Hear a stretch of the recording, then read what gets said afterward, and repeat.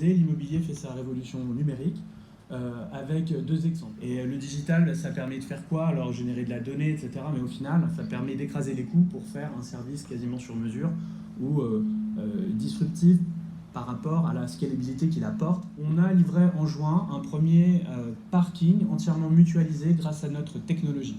La mutualisation du stationnement dans les écoquartiers, mais aussi dans d'autres sujets de promotion, est un sujet en pleine explosion. Vous avez montré des chiffres de croissance.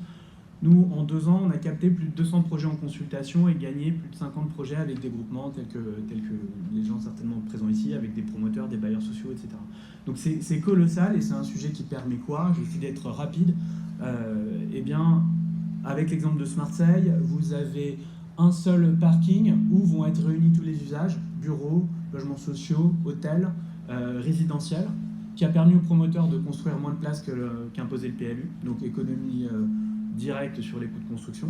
Et aujourd'hui, vous avez des résidents qui prennent possession de leur logement, qui ont acheté le logement, donc le promoteur, qui ont acheté la place de parking. Alors d'une certaine façon, je ne vais pas rentrer dans les détails ici, mais ils ont une place en 24/7, donc ils n'ont pas de rupture d'usage par rapport au service. Par contre, quand ils ne sont pas là, on va occuper la place avec un service payant. Le second sujet dont je voulais vous parler, je voulais concentrer sur une nouvelle offre où on adapte notre technologie dans le monde de l'immobilier tertiaire. L'idée, c'est de réutiliser ces principes de mutualisation et de foisonnement pour mettre au service des employés d'un immeuble bureau les places qui ne sont pas utilisées à l'instant T par les quelques VIP qui ont une place de parking attitrée. En quelques chiffres, on a regardé le nombre de parkings par rapport au nombre de personnes qui travaillent dans ce type d'immobilier. Donc 80% des gens n'ont pas de place de parking dans le bureau de leur entreprise. Et pourtant, il y a des jours où ils en ont vraiment besoin, peut-être une fois par an, peut-être une fois par mois, mais ce jour-là, comme l'illustre la photo d'à côté, ils sont un petit peu en galère, c'est-à-dire qu'il faut trouver une place dans un parking public ou une place en voirie, etc. Donc, une expérience pas très agréable. Pour autant, au même moment, vous avez 10%, 20% des places, vous avez 20 commerciaux, 30 commerciaux dans l'entreprise qui partent en rendez-vous, ils repartent avec leur véhicule, et ces places, elles sont disponibles.